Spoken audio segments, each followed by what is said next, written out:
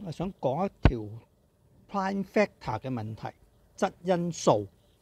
咁你喺 Form 1度，甚至喺小學度咧，其實都有教。Form 1就擺入咗課程，但係有時啲題目咧，佢出嘅時候咧就好深下，尤其是而家 DSE 咧，其實題目係深嘅。咁啲出版社咧亦都出到好深，所以啲同學仔就唔明。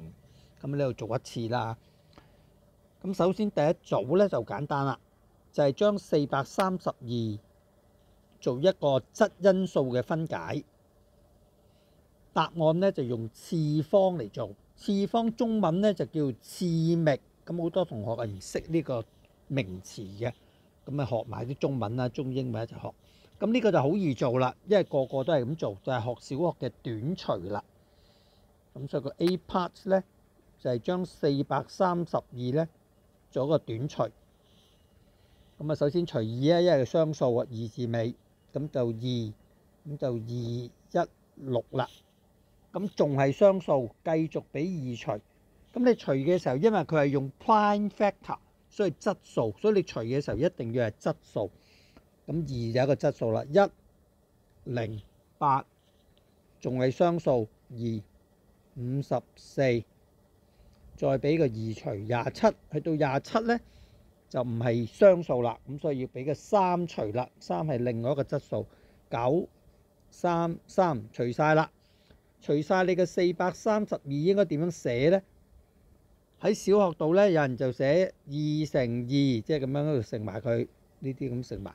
咁但係如果用 power 寫法咧，次方或者次冪嘅方法寫，數下幾個2？1、2、3、4，四個2，跟住乘3，3係有3個，咁就做完咗 A part。咁 A 咧就好正常嘅，所以呢度咧就冇乜問題啊。咁個個都做下，咁聽書嘅同學甚至小學都識做。去到 B1咧，其實都唔難做。嗱，題目係用 write down 呢個字嘅，write down 咧即係話寫低，係唔需要寫任何嘅步驟嘅。咁所以俾分就淨係睇個答案啫。呢度小心啲啊，係個數目 number， 係質因數嘅數目，有個 prime 嗰個字嘅。質因數嘅數目，咁所以數下佢有幾個質數嘅因數，因數係細過佢除到個數嘅。咁啊睇住呢度咧，我哋睇到啦，佢嘅質因數咧，即係 prime factor 咧，就應該有兩個嘅2同埋3，呢兩個都係質新數。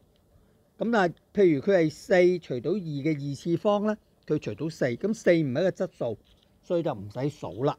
所以佢總共咧得兩個啫，2同3，你見到嘅兩個。咁第二部分咧就最難嘅部分啦，好多同學都唔識嘅，所以呢度咧我慢慢解一次。佢呢度少咗個字，就咁係 number of factor， 因數有幾多個咧？432，咁啊就咁寫低啫喎。咁啊先俾個答案大家先，睇下你諗唔諗得掂。好啦，答案係20個。咁如果想試下咧，就可以停咗條片，慢慢自己去計佢出嚟。咁啊，你慢慢解咯。小學度點樣做因數嘅咧？咁譬如舉例下12咁樣，我哋點樣數佢嘅因數咧？啱啱教小4嘅時候係列舉法嚟嘅，1乘12。第一組啦，2乘6第二組啦，可以俾3除喎，慢慢數1、2、3，3咧就應該乘4，咁應該去到4啦。咁但係去到4咧就唔使啦，因為調轉寫嘅啫，即係4乘3、6乘2同埋12乘1，總共有6組嘅。咁但係呢度唔使寫噶啦。咁佢嘅因數有幾多個咧？咁列出嚟，可以係1啦，可以係2啦，可以係3啦，可以係4啦，可以係6啦，可以係12。咁如果係數目少咧，你小學4年班咧就咁做噶啦，列晒佢出嚟，數下幾多個。咁但係而家呢個數係432喎，你要寫咧都唔係咁易寫嘅喎。咁但係你勤力啲，有啲同學仔好學過嘅嘢慢慢試嘅，咁你可以繼續做嘅432，咁跟住2乘乜乜乜乜咁樣啊，咁就多。咁有20個其實都唔多嘅，我頭先個答案話俾你知20，咁所以你寫下都寫得到嘅，寫10行嘅啫嚇。咁但係實際上應該點計咧？喺呢度其實係牽涉到我哋去數數目嘅。咁我哋喺幾時會教咧？其實喺 probability 嗰度，中3就會教一次，去到中5教 permutation 嘅時候，數數目又會再教多次。嗱，中3我哋點教咧？中3我哋話我哋要數幾多個？如果有2個動作係可以用個表嘅，就係呢個表啦 ，table 法列表法。咁我哋可以揀2咧，呢度2同3，所以呢度咧我哋就係2嘅嘢，呢度就係3嘅嘢。嗱，我都要揀一個2啦，2嘅一次，可以揀2個2咧。譬如個4個 factor 點嚟咧？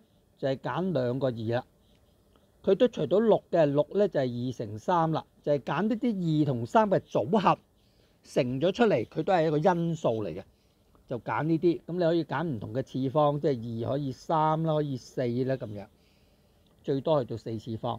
咁所以我哋列個 table 點列咧，就係2嘅1次方、2嘅2次方、2嘅3次方同埋2嘅4次方。咁呢度咧就係3嘅1次方、3嘅2次方同埋3嘅3次方。咁啊，呢一個 factor 就係2乘3啦。呢個 factor 就係2嘅1次方乘3嘅2次方。咁即係呢個係18嚟嘅，18個 factor。咁但係係咪咁樣咧？如果中間如果係4、3咧，就應該4乘3就12嘅啫喎，唔係，因為個2可以唔揀嘅，即係話我哋唔揀2唔揀3，咁即係揀1都係一個因數嚟嘅。所以呢度咧其實唔揀應該係寫0次方嘅，或者係寫1都得，1 3個0乘1，咁即係呢個係1，呢個就1乘3，即係3嘅1次，呢個1乘3嘅2次，即係9嚟嘅，呢個就1乘3嘅27嚟嘅。咁所以呢度嘅數目咧就唔係4乘3，因為多咗個0，係0去到4，你可以揀5個。3嘅次方咧就由0去到3，你就可以揀4個。咁中間有幾多個咧？用個 table 用長方形嘅乘法就係5乘4，所以中間就20個啦。咁呢個就係中3學 table 嘅時候教你數嘅方法。咁去到中5學 permutation 用乘法法則咧就2個位啦。你可以揀2或者3，2咧可以揀0去到4，揀個次方。2嘅0次方即係唔揀2，2嘅1次方即係揀一個2，2嘅2次方即係揀個4。咁呢度就5個選擇，3咧就有4個選擇，0、1、2、3，所以總共就係20個啦。咁所以Form 1度其實出一條題目，佢想點做咧？如果你要去到中5或者中3先至教咧，就用呢啲嚴格嘅方法教一次。咁但係喺中1度出現咧，佢只係想你諗下。咁但係個老師識唔識教咧？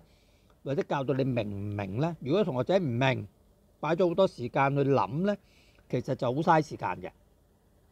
咁香港考數學咧就好慘嘅，因為佢一張卷過，冇分 level，唔可以將唔同類型嘅人咧分成唔同嘅組別，等佢考啲適合佢嘅卷。咁跟住仲要係數學一定要攞2或以上先去入大學，呢個係香港制度唔好嘅地方。數學教育之中，喺外國度全部有 level 俾你揀嘅，起碼有2個。有啲同學仔冇咁叻，就學個淺啲嘅；呢個同學仔叻啲，就學個深嘅。咁啲同學仔如果跟唔到呢一度咧，就可以最後嗰部分唔好理佢。你係學唔到就唔好嚟。咁但係你應唔應付到 DSE 合格咧，又得嘅，慢慢學就學到啦。但係對你個學習嗰個信心同興趣咧，就會爭好遠啦。咁希望同學仔咧自己過到自己嘅關，慢慢去學。學數咧係需要明白嚴謹，一唔識就問到識為止，咁就可以嘅啦。